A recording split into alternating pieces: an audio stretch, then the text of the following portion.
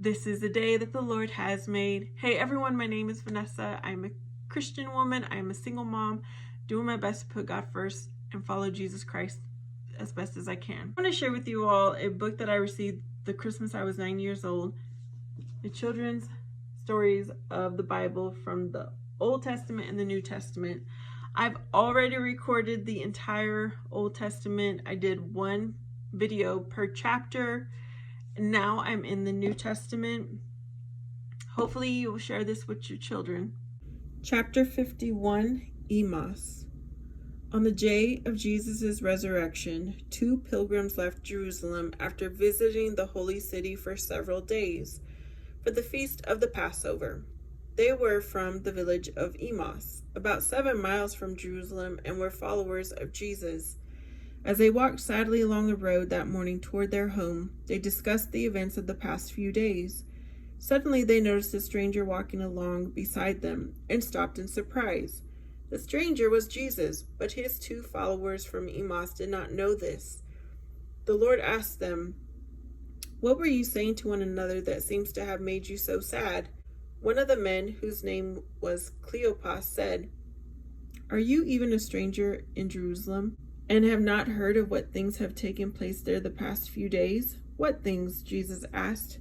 "The things regarding Jesus of Nazareth," Cleopas answered. "He who was a prophet, mighty in his acts and words before God and the people, and how the chief priests and the rulers caused him to be condemned and crucified. We had hoped that he was to be the promised one who was to save Israel. It is now 3 days since all this happened, and this morning some women of our company who were early at his tomb found that it was empty except for a vision of angels. The angels told them that Jesus was alive. Then some of us went to the tomb and saw it was as the women had said, but they did not see him." "O foolish men, and slow of heart to believe what the prophets have said," Jesus answered. "Was it not needful for the Christ to suffer these things and then enter in his glory?" Then the Lord began to explain to them all the meanings of the prophecies concerning him, beginning with those of Moses and on down through the scriptures. As he talked, they came to the place where the men from Emmaus had to turn off the road for their home. Jesus made as if to continue on his way, but the 2 men insisted that he stay the night with them. "Abide with us," they said, "for it is now almost evening and the day is at its close." Jesus went with them into their house, and as they sat down for supper, he took the bread and blessed it and then broke it and gave it to them.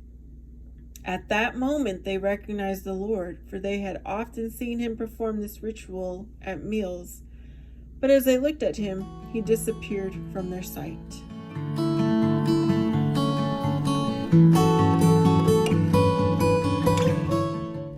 "Were not our hearts burning within us while he talked to us on the road?"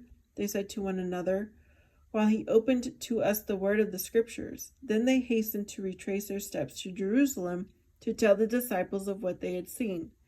When they reached the holy city, well after dark, they found 10 of the disciples in the upper room where they had celebrated the Last Supper with Jesus.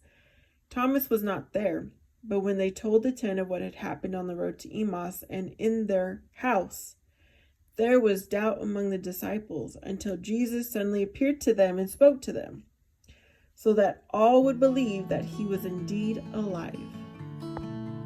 So that's the end of that chapter. I hope you enjoy. I will have a playlist of my Old Testament and the New Testament. If you liked, please subscribe, comment, and I hope to see you next time.